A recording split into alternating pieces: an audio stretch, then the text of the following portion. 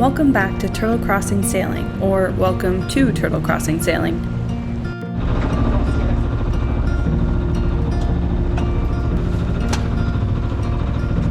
Hey, Nabal. Last episode, we made it through the Murray Canal, and after a brief stop at the Trent Port Marina, we were heading for our first anchorage in the Bay of Quinte, Sandy Cove. It's a little bit tricky sailing because you have to go around all these spars because it's so shallow. So we're on our way to, yeah, it's like a race course. We're on our way to Sandy Cove right now. Why are you not going to stay at Hamilton? We're going back to Hamilton in a week.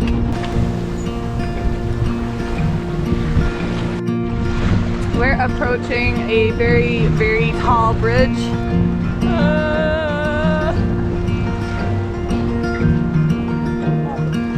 Okay.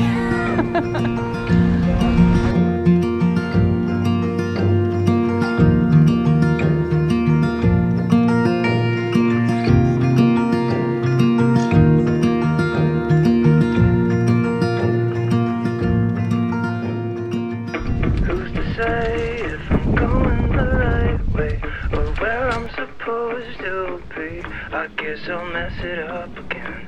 Kinda strange that I'm running in circles when no one is holding my leash. Yeah, I just make the same mistakes. Super windy. And I don't wanna talk about it. I just wanna be Tina again. What's gonna bring it down when all you do is hang out with your friends? Don't just let go. The current will take you away, so if you want The current will take me away. to, you're exhausted. The current's gonna take me away. I'm not gonna let go, but the current's not gonna take me away. It'll be fine. You wanna throw the thing in? If you're gonna go in, I yeah. might, yeah. And nothing is going your way. Let's just see how bad this gets. I'm 30-something now, and everybody seems to have their shit together while I'm just passed out drunk. And I can't even talk. I just wanna be Tina again. What's gonna weigh you down when all you do is hang out with your friends? I just wanna be Tina. The waves are just a bit annoying when it comes to coming back in. Whee! That was really refreshing. I highly recommend that. There's a boat coming in behind me. I'm trying to dry off, so I'm a little bit nude. It's okay. They're far away. They're not gonna see me. Catch her, y'all. What do you think? Pretty big boat.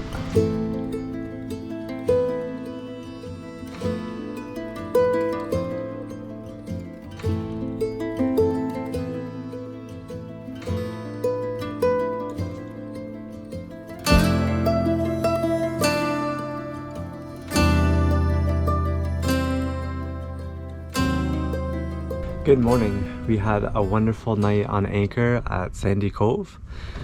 This morning I really wanted to go through,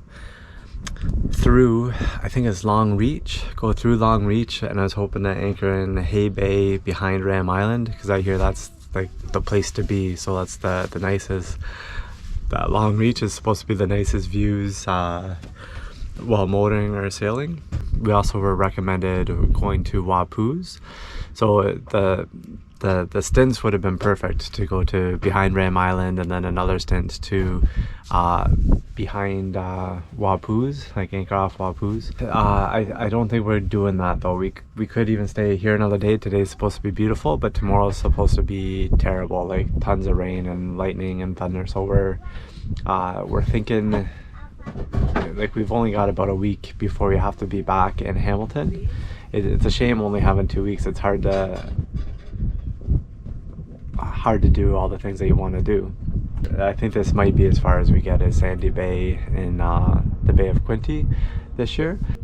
So today we are heading, I'm hoping, back to Presqu'ile Bay Yacht Club, because we get one free night there, and we'll stay there, either there or on anchor or on a mooring ball until there's a good weather window to make it to Coburg, and then we'll wait in Coburg until there's a window to make it to Frenchman's Bay, and then we'll wait in Frenchman's Bay until there's a window to make it to Hamilton. So that's our plan for today. We're going to make breakfast. Sarah's making some toast right now. I'm going to make us steak and eggs, and then we'll pack up and start. It's going to be, it says 5 hours on Navionics, but there will be some things that we have to wait for, like the swing bridges, and we might not be able to make consistently 4 knots if there's no wind, so, or if the wind is on the nose. Okay. Steak and eggs.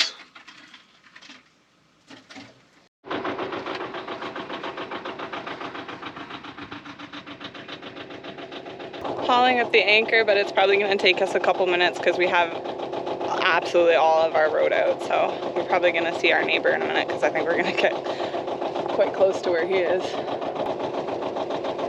Our neighbor who came in last night said, "I like your Bayfield," and I was like, "Oh, thank you."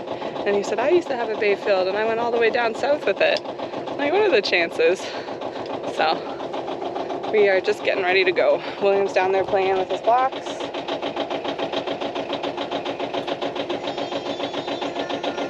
And I am on standby to haul ass out of here. And we're off. Just a bit stuck in the mud. It's very muddy down below us. And that wind was howling last night, so we were very stuck in, which is good. We didn't drift anywhere, so that's good.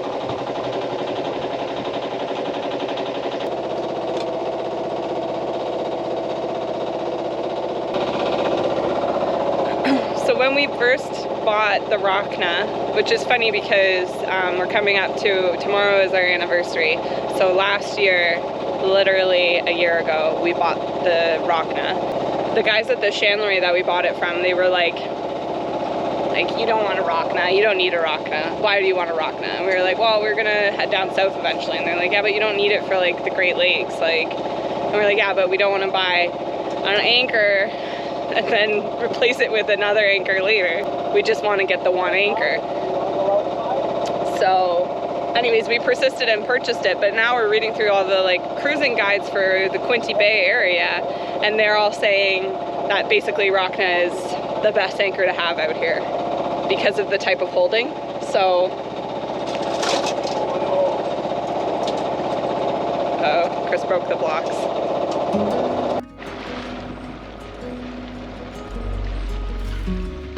Heading right into the wind, so it would probably be a lot of tacking. Yeah, so motor until we... There's a lot of motoring. How long is it saying to? We'll be there at 3-ish. Yeah, so 5 hours.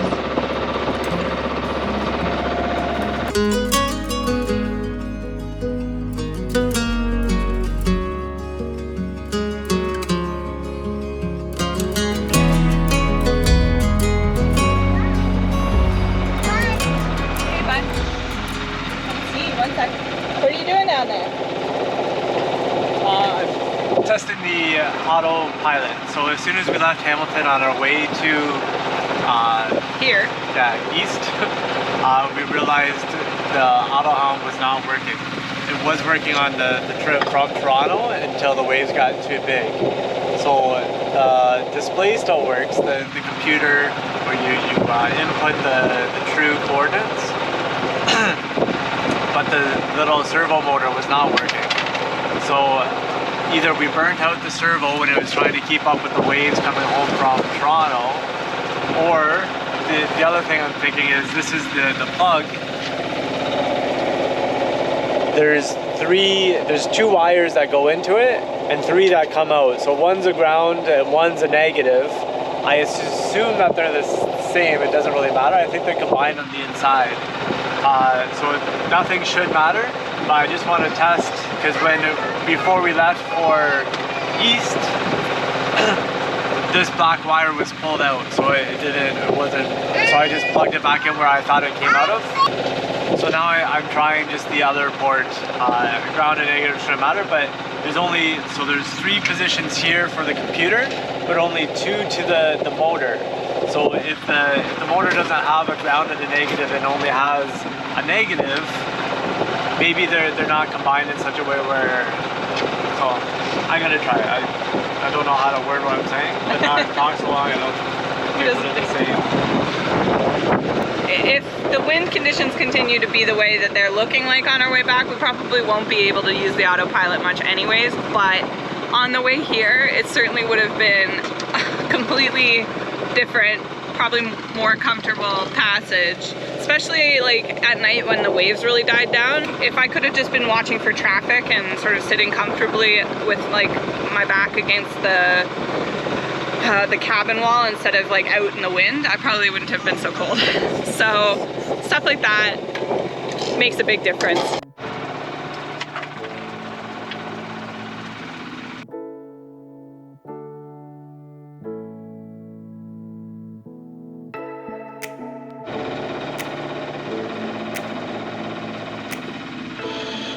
Might have to replace it if we can't figure it out.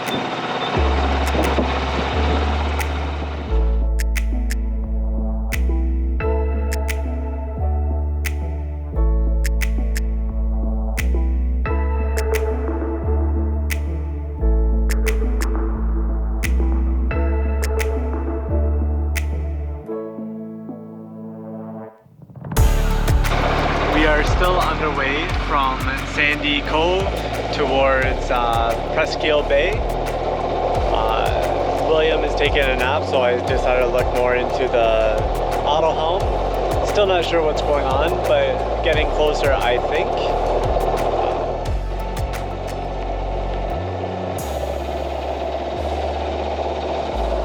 I've taken it apart, and I looked inside to make sure that there's no loose connections, because that was an issue before, so I checked that first. It was working. I test the output prongs. Those 2 prongs go to the motor. So when I test those for voltage does come on sporadically. So I'm assuming that when it wants to make a correction, it'll send a positive voltage or negative voltage to the motor, just a little fluctuation in order to turn it, and then it monitors on the compass, and then I'm gonna take it off for now.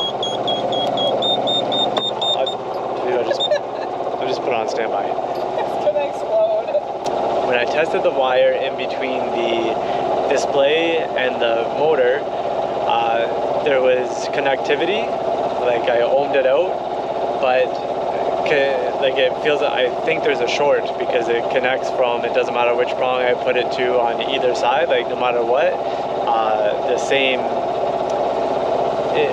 so there's a short somewhere in that wire, I'm pretty sure.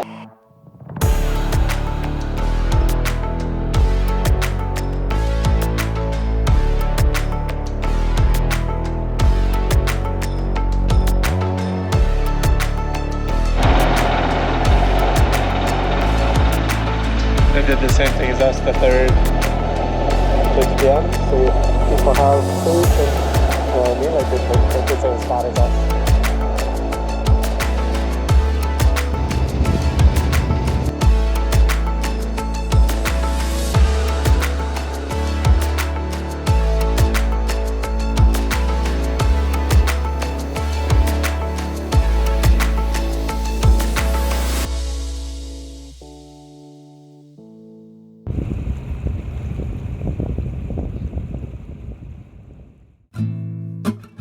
And so, here we are, back at the scenic Murray Canal. Although we're heading back in the direction we came from, we had a sense that the adventure was really just beginning. Our next stop, Presqu'ile Bay Yacht Club, stands out for me as the calm before the storm. Let's get going.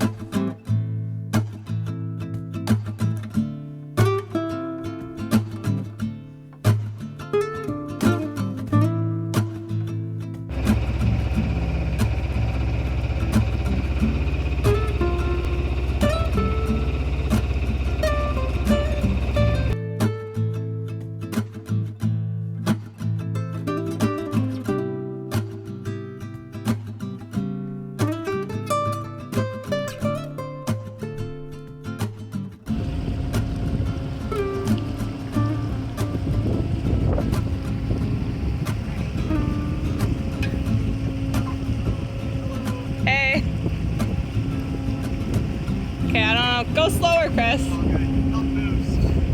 I don't know if I'm good enough. There we go. Thanks, guys.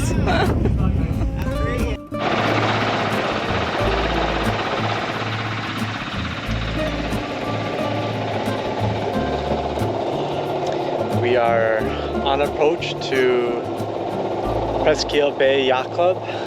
We should have one. The reason I'm turning so much right now is because all of a sudden in this one spot, like right there, it's 0.9. There's not a lot of room for error. No. So we are en route to Presqu'ile Bay Yacht Club on final approach. It is a very small yacht club, but we do have one night of reciprocals there.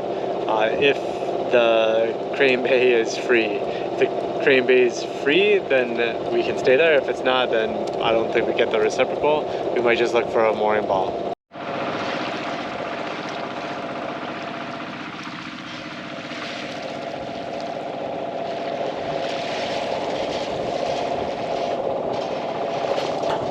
Pretty shallow in here. 3.3.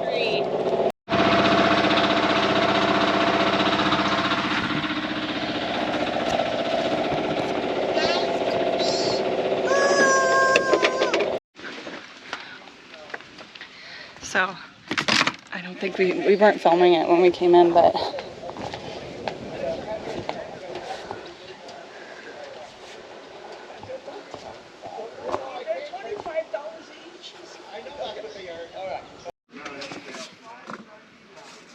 so William is stretching his legs right now. Actually, I probably don't need this fuzzy thing on here anymore.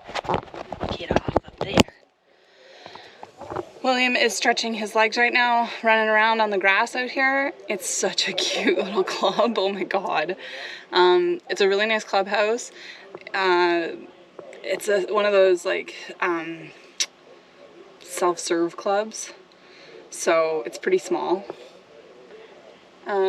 Getting in was a challenge. Docking was interesting, but we did it and we didn't crash too bad.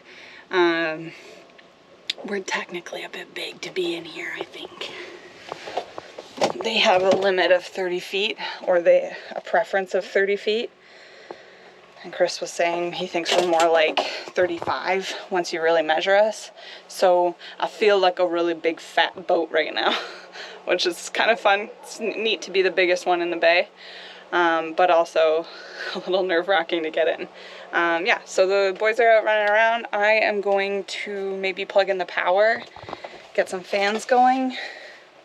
Yeah, the boat's a bit of a disaster, so I think we're gonna do a tidy and then maybe go and find some like food at a restaurant nearby, because I'm kind of hungry for lunch. But it's really cute here, and we get to stay at this dock, which is great. I thought we were gonna have to go and find a slip.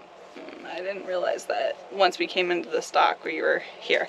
Oh, they only have one transient slip, so it's really just a first come first serve. And I mean, probably if we tried this on the weekend we would not be able to be here, but since we're here middle of the week, it worked out.